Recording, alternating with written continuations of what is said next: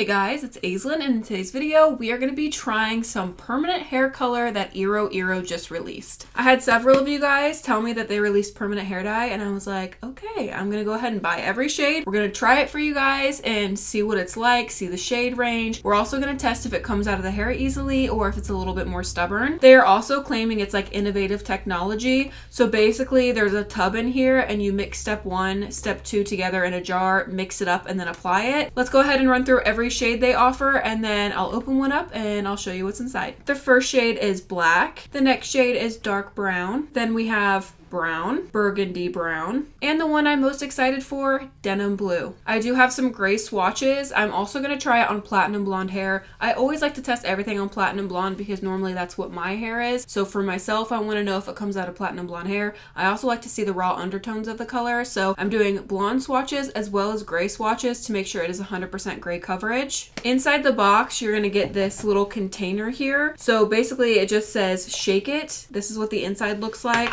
There is 1 and 2, so obviously this is the developer. This is the color. You dump both of these into this container. Then you pop on the lid, shake it up, and then you apply it on your hair. I love that they included a container, so if you don't have hair dye bowls at home, they have one here for you. This is like very, very thick plastic too. It's not flimsy. You could definitely reuse this several times. It is very, very thick. They also include a set of instructions, and then here is a little plastic bag. This has gloves and little ear caps on it that you slide over your ears so that way you don't stain them. On the website, it says revolutionary shake and apply technology, which can I just say, every single permanent hair color or semi-permanent hair color, you're mixing 1 and 2 and shaking together and then applying. So I don't know if it's revolutionary, but I do like the concept of it being in a tub instead of like a bottle, you know? That might be revolutionary, but the shake and apply, I'm not so sure. Experience the ease of our no fuss shake and apply hair color system. No mixing needed. Simply shake.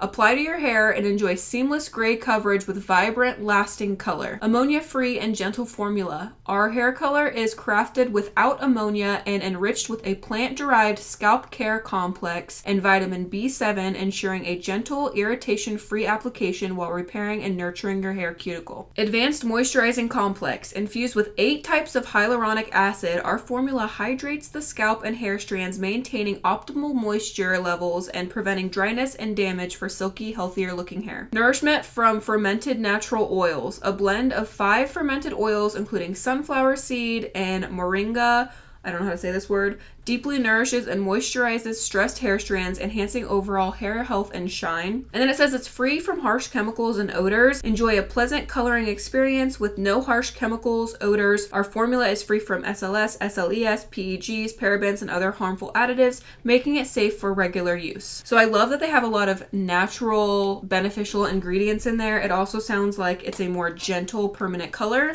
On the side here, it also says effortless hands-on application with no drips. That's one thing I'm very curious about. Is it really going to be no drips? Because it doesn't come with a brush. It literally says hands-on application. So you just shake it in here, then you dip your hand into the bowl and put it on your head. So I'm very curious if we're going to get any drips, and I'm very interested to see the consistency of the dye. Is it going to be runny, or is it going to be really thick to try and prevent dripping from happening? So we're going to dump 1 and 2 into each container, and then you shake horizontally 20 times until the dye is mixed up. It says leave for up to 30 minutes at most. So 30 minutes is the maximum processing time for this permanent color. Let's go ahead and mix up each container and start applying on the swatches. All right, so here is the container. We have 1, which is a clear liquid. Then we have 2, which is the color. So let's go ahead and open this up and dump it in here. I'm curious if it's gonna smell and what the consistency is gonna be like, because it does say that it's like low on odor. It seems very gentle, and they said no drip. So we'll see once we get this mixed what it's like.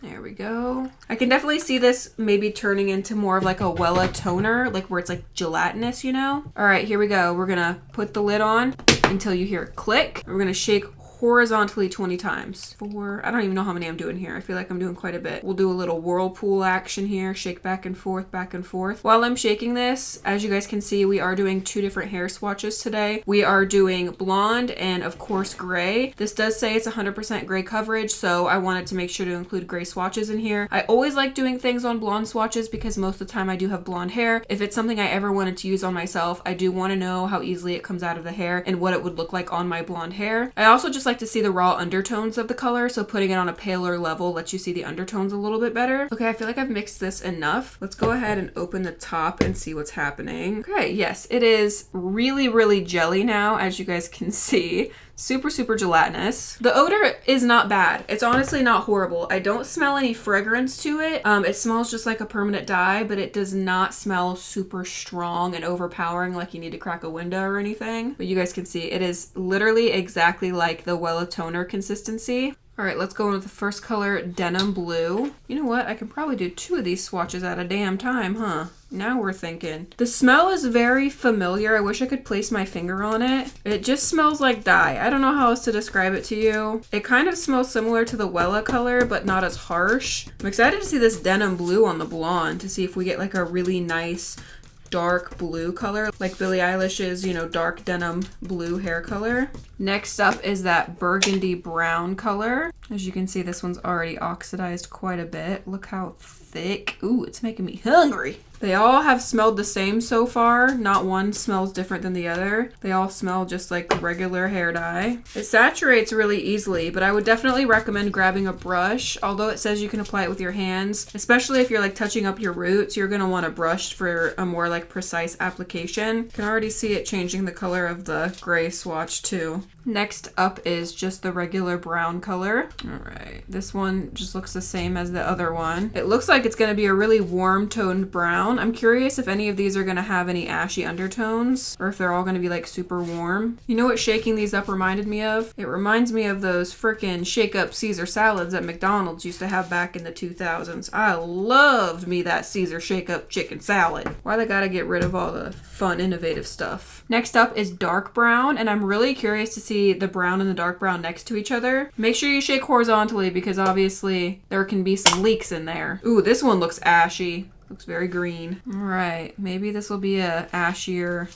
dark brown color. That would be exciting if we have something that has a cooler undertone instead of everything being warm. You can definitely see those ashy and green undertones in this. Moving on to the last shade, Black. This one looks pretty warm toned. So far I'm seeing one greenish undertone. We'll obviously have to see what it looks like once everything develops, but at least we have one that has more of a cooler ashy undertone, it seems. All right, everything is applied. I'm gonna let them sit 30 minutes and I'll be right back so we can see what they look like. All right, we're back. Let's look at the swatches. Here are what the colors look like, so let's run through them real quick. Here is the Denim Blue on blonde hair. It is so beautiful. I was hoping this is what it was gonna look like, and this is exactly what it looks like. It's even beautiful on that gray swatch. It is such a beautiful, like dark, dark, dark blue. Here's the burgundy brown. It is very, very orange toned. Even on the gray swatch, it has a lot of warmth to it. It's really pretty though. This shade was a little disappointing. This is the brown color. I don't know that I would call this brown. This is definitely more of like a cowboy coppery color. It has a lot of orange to it. If I thought I was gonna get brown hair and this is what my hair looked like, I would be pretty disappointed. It looks almost identical to the burgundy swatch. Then we have the dark brown color. Like I said, this is the only one that is not super warm toned. It has more of like an ashy neutral color, but it's really pretty on that gray swatch. Here is the black color. It's more of like a soft off black. If you left it on longer, I'm sure it would cover more, but as you can see,